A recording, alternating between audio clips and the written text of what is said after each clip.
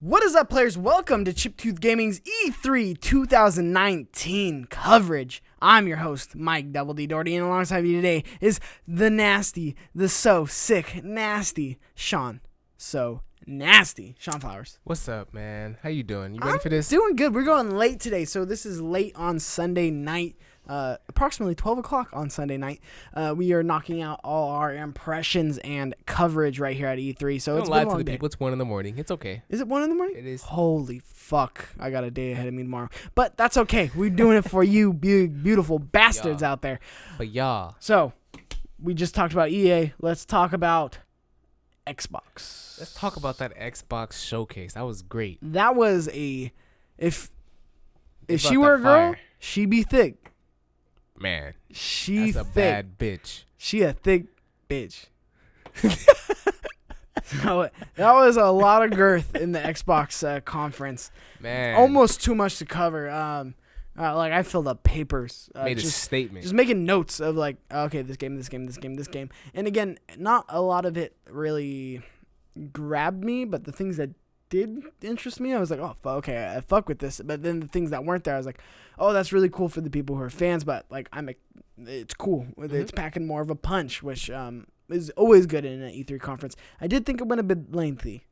I think a lot of the things that they showed didn't necessarily have to be shown, to be honest. What do you mean E3 conference? As far as like, what do you mean? I don't know, like Ori is cool. Okay, so like some of the indie games. Yeah. I mean, and that's the hard thing. It's like none of it was like really like and like a wow. Like Hello Games when No Man's Sky like was shown. Like to me, that was more of a wow. Look at the indie game. Whereas like Ori, it's like okay, I know what Ori is.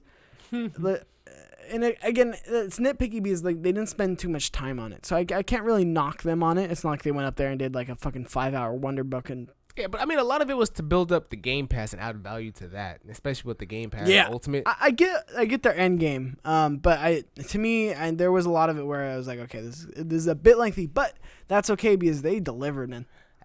Delivered a lot right at your front door. And what I've been saying, Big Keyshawn. You've been saying, I think Xbox gonna take the lead this year. I think Xbox got it at this year's E3. We have so much to talk about, especially when we get into the next gen. But I'll save that discussion near the end because that's what they close with. So a couple things that just really grabbed your attention from this press conference that you want to talk about. The Double Fine Studio. Ooh, Tim Schafer over there. Yeah. Double Fine Studios, makers of Game Beast. Yep. Brutal Legends. Makers hopping on to Team Microsoft, Team Xbox. Xbone. Hype stack, boop, boop, all aboard, you know what I mean? That's fucking crazy. It's Xbox is making moves, man. They see the success of Sony in their first parties, and they're like, they cashing out on these first parties. Yeah, they got cashing out. Everybody, they got that pimp money, as I like to say. You know what really stuck out again? The fucking how the Xbox Pass is gonna be on the PC now. They're fucking bringing. Whoa, big dog. We'll take it one bit at a time. Okay. Wow. Yeah, we got a lot to cover. Let me they give us a lot. Let's talk about the Double Fine. Double Fine. Okay, go ahead. So that already they're at like 13 studios. This is 14th. I'm sure they're not going to slow down. No, it's stacking. They better not overgrow because I think that's what PlayStation did at one point is they overgrew and they had to close a bunch of studios after like games didn't like succeed. But I mean that's talent. Like Tim Schafer, Double Fine is like one of the most revered studios in the gaming industry. Yeah. So it's very cool to see them come over to that Team Xbone and kind of deliver that content again exclusively for Xbox. Or making at least the money because Xbox doesn't play that game as much. So at least the money's going back to Xbox, right? Mm-hmm. So it's a smart move because I think they know that Xbox kind of wants their shit everywhere. Mm-hmm. So I mean, at the end of the day, it's just good for Xbox because they just cashing in. Xbox capitalized on all their assets. They're putting that shit everywhere. Psychonauts. Everyone. Still no release date. Interesting. That game's been fucking cooking. Think it comes out with a new console? I think it's a little burnt. That's how long I think it's been in the oven. I think it's probably not gonna come out till. Honestly, I say at this point, I say they hold it till 2020. Yeah. I mean, that's what I would do. I mean, right? Xbox launch. Might as well so you can have that frame rate and that load time. I mean, have that long ass like grind on the Psychonauts. You know, like it's 2019. Mm-hmm. You don't have a release date for it yet. I mean, next E3, I could see them doing. Hey, it next launches E3, with. it comes out in October. Yeah, I can see them doing that. I could definitely see them doing that. So that's what's interesting. So, what else you kind of liked from? The Gears 5. Okay. Gears so 5. What stood out to you about this? Because I like. So they announced Gears 5 in 2018 E3. So it's not like a new announcement on the actual title itself. It's just with building on that. They had a new game mode into Gears 5. They had the new escape mode, which isn't anything big, but it's something more you can do with the Gears universe, which essentially escape is where you would I guess you invade a hive nest instead of the opposite way around, which is how the Gear story usually unfolds. Yeah. So you infiltrate a hive nest, you and I guess 2 or 3 other people in your squad, and you guys plant a bomb, which is pretty much going to kill everyone in that hive nest, and you guys escape. It's called escape. Search and destroy, essentially. Something like that. So you plant this bomb, kill as many people as you can on your way out, and then you hop into the helicopter and flies you off, and boom, you complete this level. And I'm assuming it gets harder and harder. There's levels to it as you go, which I think is great. If fucking Call of Duty Zombies can get a hard fucking cult following like it has, I think this could be definitely that window. Yeah, I think you can see how they want to innovate. Just so much more. And it's cool that they got their chance. They even said it. Gears 4 was us building trust with you. Yeah. And then Gears 5 is us innovating. And I think that's smart. And it's pushing out so much content in the game, Gears 5. I think that franchise needs it because it's like, again, I like Gears. I've always liked the story. I've always liked the world. I've always liked the gameplay, right? Mm-hmm. And it's just, it felt so stale to me, especially on the 4th one. I was like, I like it, but at this point, I got a little fatigue. Yeah.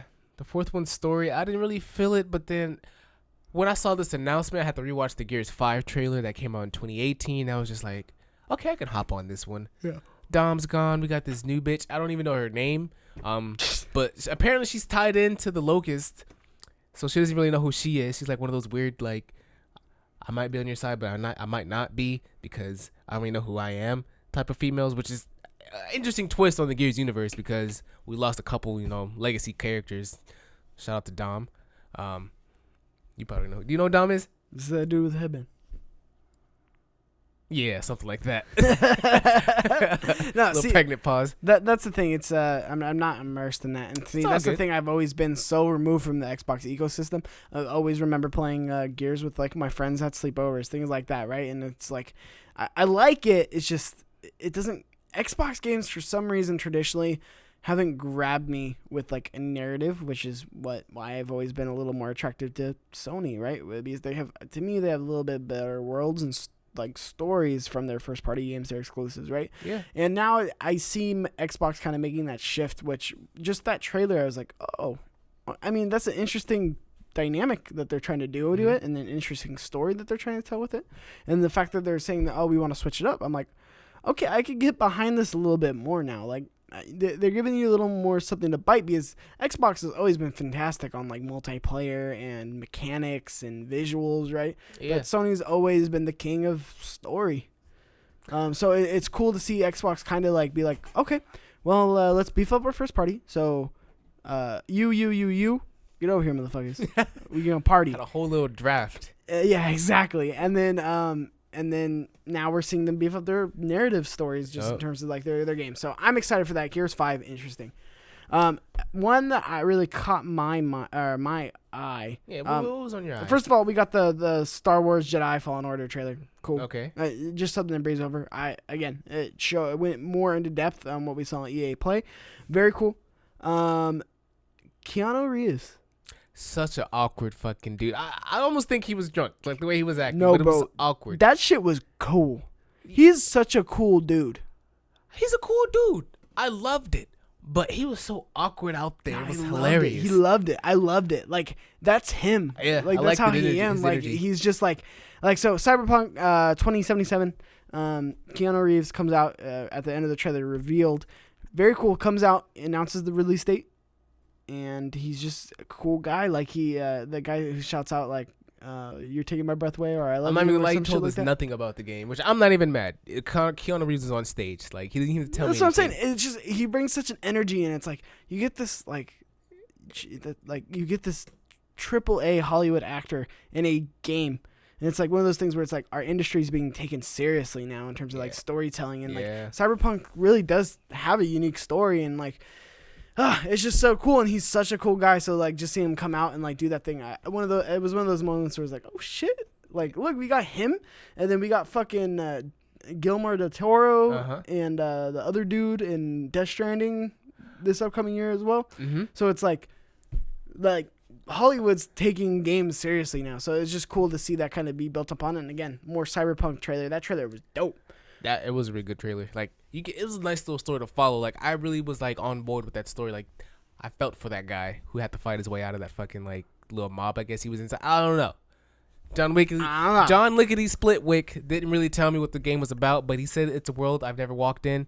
It'd be a whole nother realm of fucking futuristic shit to walk around in, and I believe him. I believe John Wick. Hashtag I believe John Wick. John Lickety Splitwick. What else kind of caught your eye?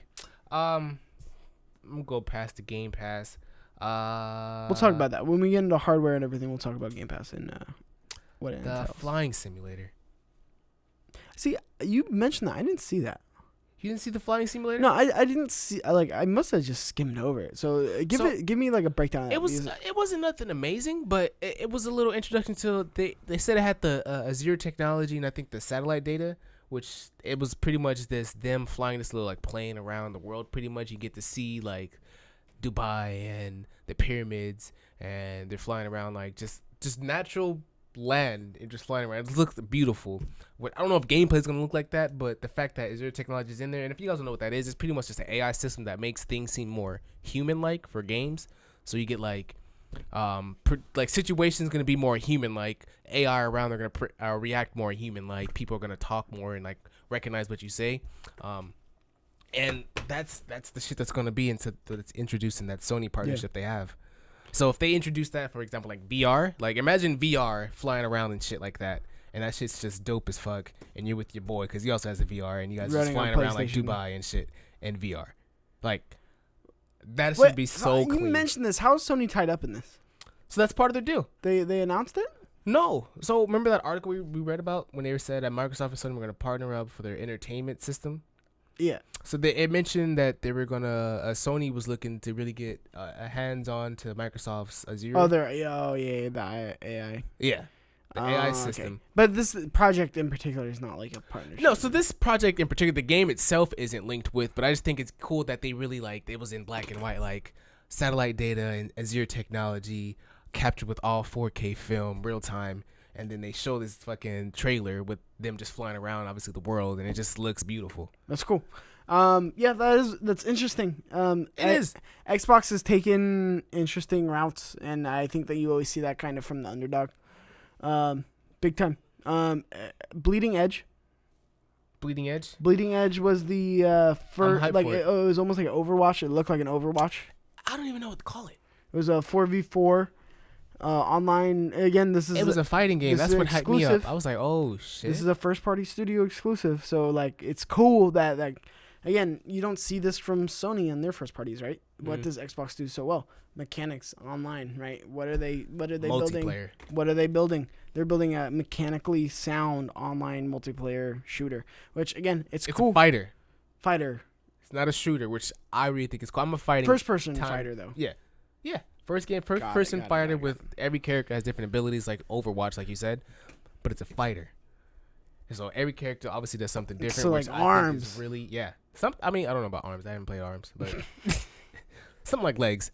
But it looked really clean, and it looked like hella fun. It looks just like a bunch of chaos. It really does. So it's cool. I mean, again, this was a packed one, so we're not gonna hit everything. Just want to hit all the important games first, and then we'll get more into the hardware stuff. Minecraft Dungeons. I skimmed that. It looked fine. It looked fun. It was fun for what it is. It's cool to see Mojang kind of do their different thing. You can play with friends. You can jump in. I like the kind of dungeon crawly games, so it's cool. It's in the Minecraft world. I'm sure it's gonna do fine. I actually think it's gonna find a very big cult following. I'm sure it is. I'm positive it is. I just skimmed over. I'm just not a part of that following. So yeah, it happens. Minecraft. They're doing something good. Next. Before we get into the big kind of heavy hitter. Blair Witch. I see. I wrote that down too. That shit looked really good. Blair Witch was one of those ones where I was like, holy fuck. Yeah, I was like, what is this? Oh my god. With the camera and shit, like it reminded me of Outlast. That's what it reminded me of. Yeah, it was like I was like, oh god, not another fucking zombie game or scary game. Like it gave you more of a story just in that trailer where it was like, it kept replaying. Like it's cool. It gives you different outcomes. So it's like showing you that was like different outcomes on different things that you do. The bitch in the corner when you like trying to thing. Hey, that's like, classic Blair Witch shit. Yeah. It's cool. I really like it, and he's going around with the video camera, and it's going in through the video camera perspective when you like pull it up. That was something where I was like, this is really cool, and I want to see more of this. And yeah, the game looks like it's gonna be like an actual like long game. Like it kind of like skims through like different scenes of the game. They're running through like the fucking like swamps, and they're running around the forest, and he gets lost at a tree. He's inside of the cabin. Like it really looks like it's gonna be a lot of shit to do. That's the thing, is that first party. Like Xbox was so confusing this year because they have first party games that come out on everybody else's platforms. Yeah. So it's like I don't know what's an exclusive anymore, and it's weird that it's like they don't even like they don't want exclusives. It sounds like, but like that's what's gonna win you next gen, right? Truthfully. So. But it's cool. Again, Xbox doing experimental cool shit, and again, experimental cool shit is what wins the race. What else? Let's talk about that good old Dragon Ball Z. I know you were gonna go there. All right, I was gonna say I got matter of fact, yeah, we're gonna go there. Dragon Ball Z. Did you see it? I did. I did not know what the fuck was happening. Did you see it? A lot of Japanimation shit, bruh.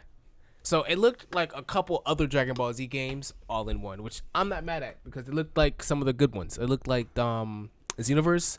It's gonna be an RPG game, so I expected, of course, to be looking like something like that, Xenoverse open world. But the cinematics, bro, the cinematics, and it looks hella fucking clean. Like, what's his face? Nappa. I know you don't know who that is. This is the bald guy in the beginning of the video. Mm-hmm, yep. When he fucking punches Goku.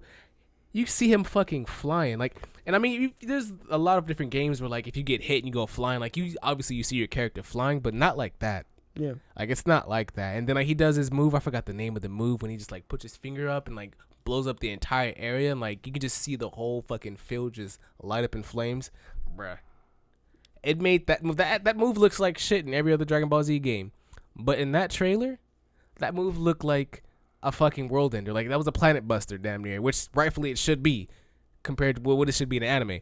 But in every other game except for this one, it looks amazing, and everything just looked really clean. Out the fighting, there wasn't too much fighting. It was a really cinematic game trailer, not too much fighting gameplay, and it kind of like did it real quick, and then like it was like a snap into a cinematic, which I'm not mad at per se if it's a story, but like sometimes cinematics can be like too much. Yeah. Like it kind of ruins the gameplay. Like, okay, I can't even play without having to watch the characters do this. Then I get to do this for like a couple more seconds and I have to watch again. Like that gets annoying, but I'm not sure if that's the type of game it's going to be, but just based off that fighting scene. Yeah, there wasn't a whole lot of, again, Xbox, not a whole lot of gameplay. No. Not a lot of gameplay at all. And a lot of games that are pretty far out, 2020 is what we're looking at. But a lot of these fucking game trailers at the end it said project this, project that, which makes me think they're not going to be done for like probably another year or so, hopefully. Yeah. So maybe this was like a super pre-alpha. The dragon, I mean, it was cool, and it was one of those things where it was like... It was amazing. I didn't know what the fuck was going on, but it was intense, like with like that Frieza scene where he's like yelling out Frieza's name and he just gets fucked up. Yeah, when fucking Frieza throws his fucking death ball and Goku fucking pushes that shit, Yeah. You really get a feel for how big these moves are and like really how fucking devastating they should be. And that's what I really liked from that trailer. Like sometimes these moves don't really feel or look how they should feel, but this game really made them look and feel like, oh my god, he just fucking did that. I have to do something. Get you a man that talks about you like Shawn talks about Dragon Ball. Dragon Ball is just his they're in my heart. Eyes are lighting up. Yeah, so Dragon Ball was cool. Like I said, Dragon Ball was cool, and then Phantasy Star Online 2. Ooh, a lot of people don't know what that is. PC nerds. Phantasy Star Online 2 is like if like Japanese RPG met like anime and had a baby. So you fuck with this game. I didn't know you fucked with this game. I fuck with this game. Shout out to my boy Bronze Poe who put me on a Phantasy Star Online 1, which he made me jump through a bunch of hoops. I had to fucking download like patch notes. I had to download fucking translation notes because it's only in Japan. So I had to download a Japanese game and then find some way to translate some of the shit in the game in English so I can understand what the fuck I'm doing. And I did it. And the game was hella fun. It's a class-based game. Damn, that seems like a lot of work. It was a lot of work, but the game, honestly, was worth it. It was worth it. It's a lot of small, like, microtransaction stuff for, like, skins, of course. But a lot of it's anime-related skins. So, like, I can buy, like, for my character that wields, like, for example, like, a sniper and a rocket launcher, I can have him look like Goku, or I can have him look like Naruto, or any other anime like piece, or I can have him like have a weapon from a certain anime character, like have that skin on that weapon. Mm-hmm. Honestly, it's a great game, and like you see, it was a bunch of boss battles they mentioned, which is really interactive. The boss battles are hella crazy. They're really long, not long, but you feel like you're actually fucking slaying a boss in this. Like they're like little events that they have in the game, but you actually feel like you're putting in that work. Like it's not just okay, we're just gonna slash at this and eventually it's gonna die. No, like you really gotta work at it, and that's what that game is really good at doing. So I'm excited to play that. It's coming finally to the console, only in Japan for like I don't know how long it's been. Xbox to the Western states of America. Yup. I'm over here taking over Mikey's host chair, but like these games, those two games for sure, I might just have to buy the Xbox SAD edition. Sad. Nah, interesting. It's not sad, but you'll be able to play that on the new Xbox, so you might be able to hold off on the SAD. Yeah, no, yeah. Because you just I don't mind buying the SAD. Wait for the new Xbox. You know I don't mind because the SAD is gonna get cheaper. All right, it's $200 right now. It's $200 right now. Yeah. Wait for the holidays, baby. It's gonna be $150. You know why? Because it's gonna drop at $50. What they promised. No, it's already dropped $50 because the Xbox dropped $50. So it's like $200 right now. That's not a bad price. It's not too bad. No, not at all. That's what I think. With the new Game Pass, where in the xCloud, where everything you buy is going to be saved on the cloud. I have what's the harm in buying this right now? Because I know when the new console comes out, I can just re-download it again. Like no harm, no done. So interesting. Let me see here. What else we got in games? I mean, Lego Forza Horizon 4, man. Exciting stuff. Like I said, there's a lot of stuff there. It's like a little stuff for everything. Everybody. I want to talk about Battletoads real quick. Interesting. Classic game interested in that coming game? back. No, I mean it's one of those things where it's I was and then now I'm not. I mean the art style is cool. I don't really fuck with it. Again, it's cool. It's one of those things where it's one of those legendary pieces that Microsoft has. So use it, utilize it, right? So enough of that. Flight Simulator, we talked about that. Minecraft Legends, Ori Will of the Wisp. Cool, let's get into it. I think that's all the real relevant games that we kind of saw. A lot of announcements, a lot of stuff that we've already heard of and we just got to see more of. Yeah. And speaking of things that we already knew and we got to see more of, Halo Infinite. See more of Halo Infinite. What are your thoughts? They still didn't show us much.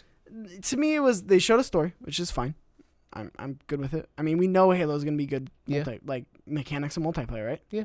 Again, what does Xbox do? Right? On Sony, it's always the opposite. It's always gonna be a good story, but can I play it?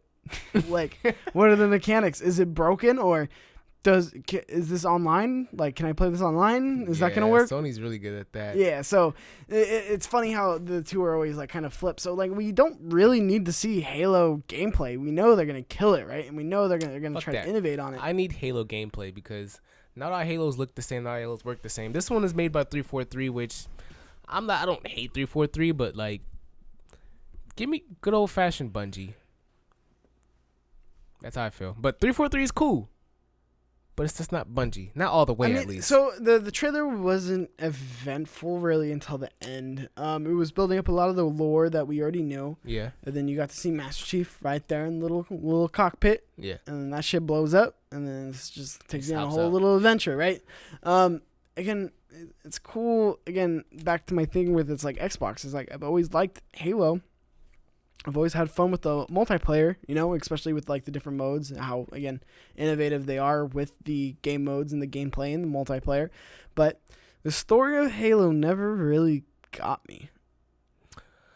I mean, Like, and that's the thing that I think people are gonna find nuts. Like, how do you not like the story of Halo? How has it not grabbed you? Things like blah blah blah blah blah. I hear it 1,000 times on the internet. But here's the thing. Like, I know I keep going back to this point, but like, yeah, Killzone didn't have the online or the mechanics, but like the story was deeper. Like 100%. Like Killzone 2 had a deeper story. I mean, Halo 3 didn't really. I mean, not saying Halo 3 story is bad at all, because I really only hopped in like Halo 3 and onward. That's when I hopped in the Halo series. Yep. So like I'm not saying I followed the whole story, but I did play the Halo 3 like world is really not Halo 3, but the Halo world is good at making you play the story just to get like items, for example, or skins or weapons, just so you can have that on your character. So you play through the story just because you want to do certain things, and that's where you get to know the story. So it's not like deep, and there's a lot of different parts to it. Like you have the ODST part, and there's the fucking Halo Reach part, and then I didn't Halo Wars, what's up? I don't think that's even canon to the Halo story, but I don't know. It's everywhere, but it's the multiplayer that really captivates Halo players. I think the fact like the Forge.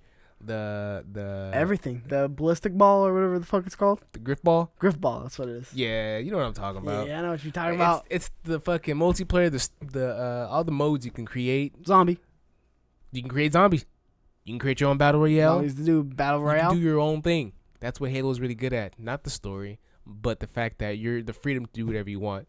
And I hope they come through with that with the infinite. The possibilities better be infinite.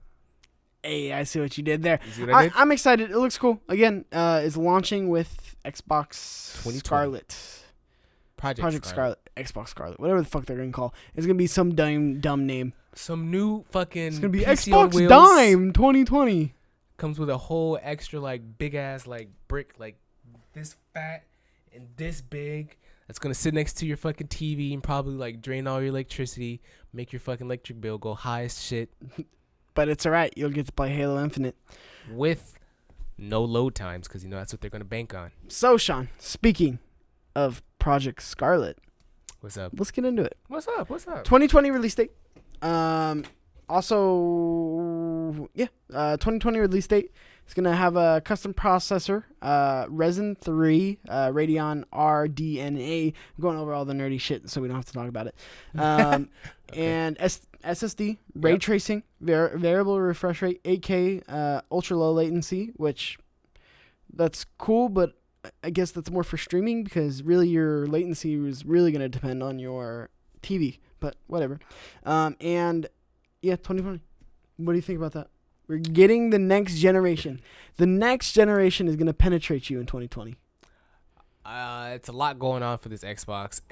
I like that they're really packing these consoles with a lot of high tech like specs, because it means I feel like I'm gonna get longevity out of this box now, because I feel like they're not gonna give it to me for 2 years, 3 years, and then drop another one.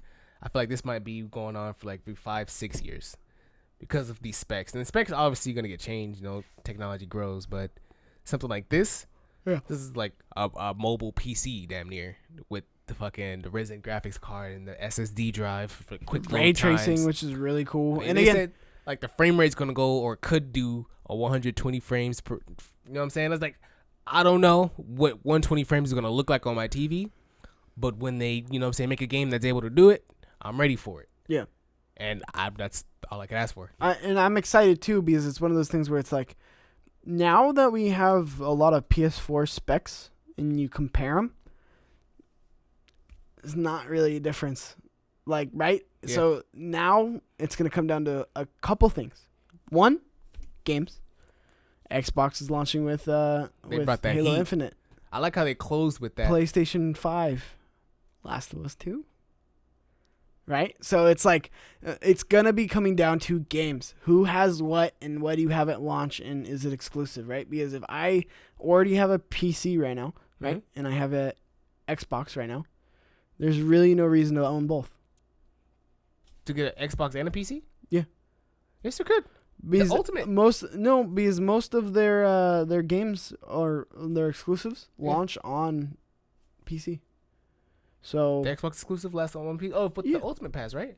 No, not just Ultimate, but Even without Ultimate, you can buy their exclusive games on PC.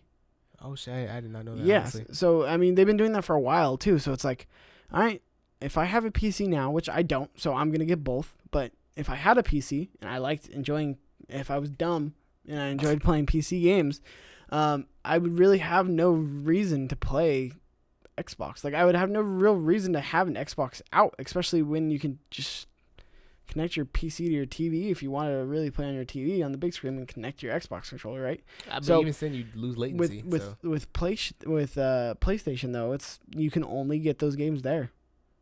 So it really is going to come down to what's exclusive, where can you get it, what games do you have, and what's your price. I really think that's what it's going to come down to. And launch. Who launches before who? So you think timing is important as well? Timing is important.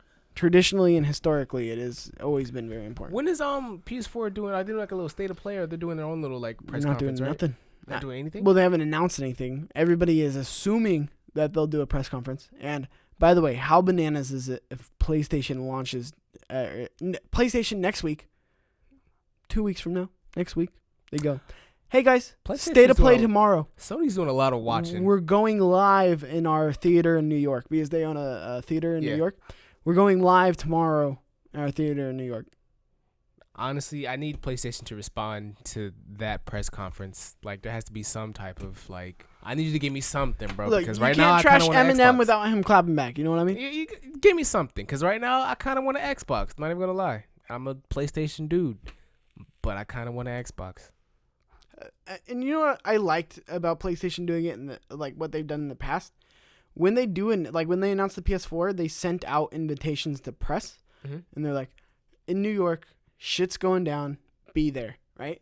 And then everybody shows up to the fight. You know, everyone's behind the ball wall, waiting for the fisticuffs, as some might say. And then they bring it, and they brought it, and I want them to do that again. Just send out press little press tickets. Yep. Get everybody there and do a state of play in a week, 2 weeks. Can you believe that? How smart is that? You just let all the E3 bullshit clear, right? All the news fucking cycle. Bring everybody. And then you just get your whole, basically from when they announce after is all theirs. That shit gonna be great. Sony. If they do it next week, think about this. They kill all Xbox with momentum. Nobody will be talking about the Xbox in a week if PlayStation launches it. But if they let it sit, it's going to be a different story. Yeah, that's true. It's going to be a different story. But, again, everyone's so used to this 24-hour news cycle, right, where it's like, cool, well, let's distract them. And if I was Sony... You calling it? Or you think they're going to? Next week or the next week, we're going to get a state of play where it's like, hey, motherfuckers, you complain about our state of play? PS5. Okay. What's up? Death Stranding? Boom. It's going to be there. Something else? Like just PlayStation. Oh, I would love that. If they just called it straight up PlayStation, I would fuck with that heavy. Honestly, I think that'd be, I like that. That's clean. That'd be the best way to go. Yeah, I like that. And I think it helps them save grace for future iterations as well. But yeah, I fuck with it. So if I were PlayStation, I would be looking into doing that ASAP, or have been looking into doing that ASAP, because you knew Xbox was going to announce like shit here, right? So kill the momentum. Why wouldn't you? I like how Xbox stepped up to the plate, though. They did give us all this time. This was an incredible press conference. It felt very Sony-esque just in terms of the show of it, right? The lights, they showed 60 the games. Big LED walls, 60 games, the bringing the hard details. Xbox Live. The studio announced their partnership on stage. Xbox Game Pass, Xbox Game Pass PC, and Xbox Live for $9.99. Sounds like a lot of reasons to get Xbox. That's a good deal. And they announced even more games on Game Pass as well. That a lot more AAA titles. And then all the games that are coming day and date on Xbox Game Pass, right? So it's like, fuck, if they just add that streaming component to it, what Stadia have? Like, what does Stadia... Like, Stadia is not established like that. Imagine being able to be like, all right, well, with Game Pass, you also get streaming. You can download your game, which you can't do on our competitor, but you can also stream. Xbox is making a lot of moves, especially with their xCloud. They can get that Yeah, streaming and just have that server up. This was overlooked. Xbox Live and Game Pass PC, $9.99. Did we just breeze over that they just bundled in Xbox Live? Gold. That's part of it, right? That's part of it. That's something not to be glossed over. That's a big deal. How much is Xbox Live now for like 3 months though? Well, it's $60 for the year, so $5 a month, right? That's how that works. For 5, 10, 15, 20, 25, 30, 35, 40, 45, 50, 60. Yeah, I mean, so we're dividing that By 5, so $5 a month it is right now. Yeah. So half your Xbox Live cost, right? Mm-hmm. And for $5 more, you get free games on the PC and free games on the Xbox. And day and date. When you do the numbers, yeah, like, come on. Yeah. I mean that's numbers. That's a deal. That's 2 platforms. Yep. Free online play, essentially, right? Because Game Pass was $9.99. Yep. Xbox was $9.99 anyway. Now you're getting it on PC. Now you're getting it on Xbox, and now you have Xbox Live. I mean, so do you want an Xbox now, or you gonna want wait? an Xbox? Because it's enticing. They're starting to build this narrative where it's like, well, you guys had backwards compatibility. There was a lot of stuff before now. Everybody has backwards compatibility, right? You guys had this service where it was kind of meh, and you made it good. You're buying all these studios. You're focusing on story. You're focusing on this. You're focusing on gaming, which they made it very clear. Yep. Hey guys, last time we fucked up. We're not gonna fuck up this time. So I think Sony is nervous.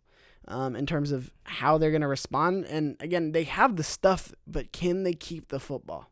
Right? I don't think Sony's nervous. They're playing against a very good defense right now. They have Marshawn Lynch. So Microsoft brought the heat, but I don't really think Sony's nervous. Are they going to run the ball? I think they're sitting pretty right now. Are they going to run the ball, though? Because they might throw the ball. They finna Hail Mary it, bruh. Straight to the touchdown field. I think they're sitting pretty. I think this whole thing was planned. I don't know. I think they had this whole period, this time of the year, planned out specifically just to shit on everybody that went to E3. I love talking about this because I feel like a sports commentator. They're about to shit on everyone that attended that E3 press conference. EA, Bethesda, they're just going to take a huge dump on all of them. Be like, look, fuck what they just said. Sony, we're going to do all of this. No. And it's going to be on the VR. And our games are fucking top class. And they're going to be fucking amazing. There's going to be a whole bunch of games probably we didn't even know about coming out of woodworks. I'm ready. That's what I'm saying. Better bring that heat. Hardware is no longer an issue, right? Right. They're evenly spec'd. You both use ray tracing and they both use all this cool shit, right? So the difference is games. Halo is a very good launch title. And Xbox was very smart in being like, hey, this is a launch title, right? Can you see PC or not PC? PlayStation doing they have to do Last of Us. They have to do Last of Us. I mean, it would be. Look, all right, let's go on this. We'll go play by play. If I was in the PlayStation boardroom right now, hold on. All right, before we even get into that deep conversation, it's not a podcast. All right, I keep it short and sweet, baby. You're right. I'm gonna cut this down. I'm gonna cut this down. Ahead. But if I was in the PlayStation boardroom right now, okay, this is what I'd do. I'd be like, okay, we're going to work on our streaming system. Right now, we're going to do a subscription that includes PlayStation Plus. Mm-hmm. You get day and date with our subscriptions, right? Last of Us, you'll get it in your little subscription monthly. PlayStation Plus, You'll get in your monthly subscription. Also, pretty much every PS2, PS1, PS3 game you can ever think of is also available to you. Like through the streaming? Well, through their subscription service, essentially, right? Streaming will have to come later because they are not ready for it. Right? Yeah. And then I would also try to entice people where it is. Yeah, I mean, you get with that almost like PlayStation Plus. You also get discount on games that aren't on the thing, subsidized, right? So now, $50 instead of $60 with that subscription. And you subsidize the games. That's what I would do. That's what I would do if I was PlayStation. So, I mean, there's really... It's going to be interesting. Okay. I think they got to play games like that. I think they have to take into account, hey, let's make PlayStation Plus and expand it. They're going to have to play with that pricing because it really has to be enticing for me to spend $50 compared to the $10. I mean, off you're the getting Xbox deals. you're getting Halo Infinite for $10, That's and everything else that's included, right? I think the Master And you're Chief gonna pay Collection is $60 also for The free Last of Us 2. on the Game Pass. Yeah, You get the Master Chief Collection On for PC. free with the you Game also get Pass. Minesweeper. Fucking dorks. Sony better bring that heat because Sony has to bring that heat now. Xbox is really speaking my language. What did you think of the Xbox E3 2019 press briefing? Let us know in the comments down below. Did Xbox indeed bring the heat? What do you want to see from PlayStation and how they respond? What games did you like from the Xbox conference? Let us know in the comments down below. Subscribe, share, ring that notification bell. And Lets you know, stays up to date as soon as we upload a video. And I have been your host, Mike Doherty, and alongside joining me, I am. It's been a Shawn long So day. Nasty, aka That Kid Flowers. You can find me on Twitter at That Kid Flowers. And thank you for watching Chiptooth Gaming's E3 2019 coverage. Stay tuned. We got EA up, and we also have Bethesda up, so go check those out. Until next time.